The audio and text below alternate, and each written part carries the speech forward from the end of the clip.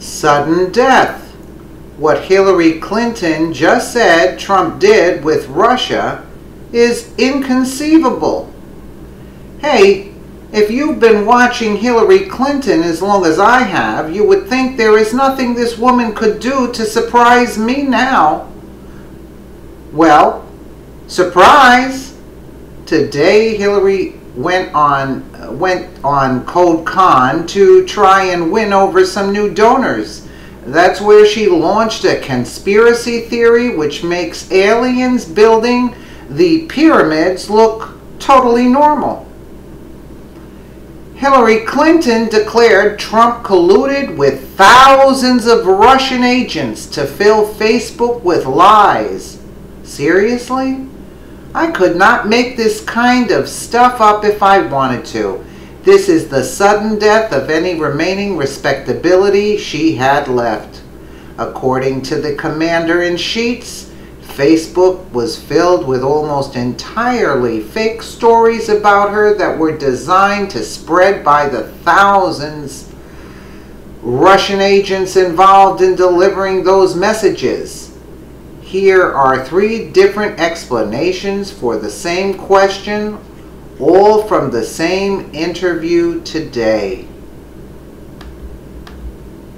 The question is, where and how did the Russians get into this? And I think it's a very important question. Of course. I assume that a lot of the people here may have, and if you haven't, I hope you will, read the declassified report by the intelligence community that came out in early January. This is 17. 17 agencies, all in agreement, which I know from my experience as a senator and secretary of state is hard to get. They concluded with high confidence that the Russians ran an extensive information war campaign against my campaign to influence voters in the election. They did it through paid advertising, we think. They did it through false news sites. They did it through these 1,000 agents. They did it through machine learning, which kept spewing out this stuff over and over again. The algorithms that they developed now.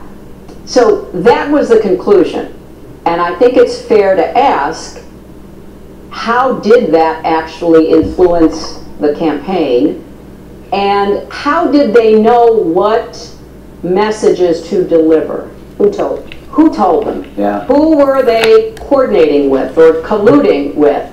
Because the Russians historically, in the last couple of decades, and then increasingly, are launching cyber attacks, and they are stealing vast amounts of information, and a lot of the information they've stolen, they've used for internal purposes, to affect markets, to affect the intelligence services, etc. So this was different because they went public and they were conveying this weaponized information and the content of it, and they were running, there's all these stories about, guys over in Macedonia who are running these fake news sites, and I've seen them now, and you sit there and it looks like a, sort of low-level CNN operation. And or a fake newspaper, or like the Denver Guardian. Like a fake newspaper. And so the Russians, in my opinion, and based on the intel and counter-intel people I've talked to, could not have known how best to weaponize that information unless they had been guided. And here's guided by Americans. Guided by Americans and guided by people who had, polling and data information. Now, let me just finish because this is the second and third step. So we know that they did that. We understand it. Really? Best example. So within 1 hour of the Access Hollywood tapes being leaked, within 1 hour, the Russians, let's say WikiLeaks, same thing, dumped the John Podesta emails. Now, if you've ever read the John Podesta emails, they are anodyne to boredom. Really? We had him here once. Yeah, really? But they were boring? They were, really? Yeah, and forgive him for what he said about you, yeah. So they were run-of-the-mill emails, especially run-of-the-mill for a campaign. Should we do this? Really? What should she say? I don't, the stuff that is so common, basic. Within 1 hour, they dumped them, and then they began to weaponize them. And they began to have some of their allies within the internet world, like InfoWars, take out pieces and began to say the most outrageous, outlandish, absurd lies you can imagine. Really? And so they had to be ready for that, and they had to have a plan for that, and they had to be given the go-ahead. Okay, this could be the end of the Trump campaign, dump it now, and then let's do everything we can to weaponize it. And we know it hurt us because, as I explain in my book, you know, the Comey letter, which was, now we know, partly based on a false memo from the Russians. Right. It was a classic piece of Russian disinformation, compromat they call it. So for whatever reason, and I speculate, but I can't look inside the guy's mind, you know, he dumps that on me on October 28th, and I immediately start falling. But what was really interesting, since the mainstream media covered that, as I say, like Pearl Harbor, front pages everywhere, huge type, etc. And all of the Trump people go around screaming, lock her up, and all of that. At the same time, the biggest Google searches were not for Comey, because that information was just lying out there. It was for WikiLeaks. And so voters who are being targeted with all of this false information are genuinely trying to make up their minds. What does it mean? Hey there, thanks for checking out CNBC on YouTube. Be sure to subscribe to stay up to date on...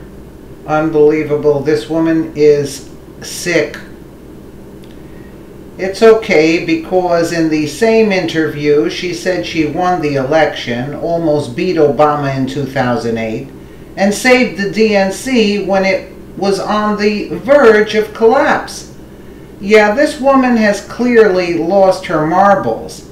The sad part is that every single interview she does, she finds a new person to blame for the loss.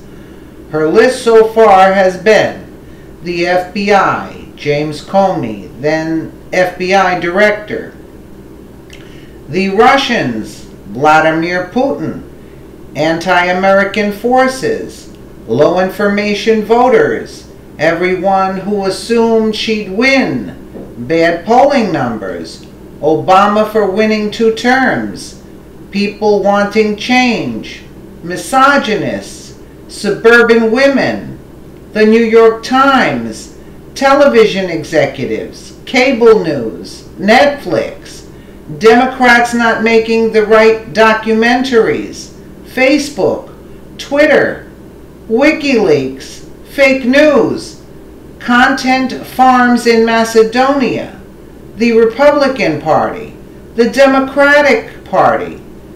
You know the saddest part about Hillary Clinton are the 3 names she left off her list of people to blame for her loss? John Podesta, Bill Clinton, and Hillary Clinton. At first thought, I don't want to see her run again. Now I have changed my mind. I hope Hillary does run for president in 2020. She will destroy the Democrat Party and help Donald Trump win a 2nd term easily. So true. So true. Let us know what you think in the comments below, and thank you so much for watching.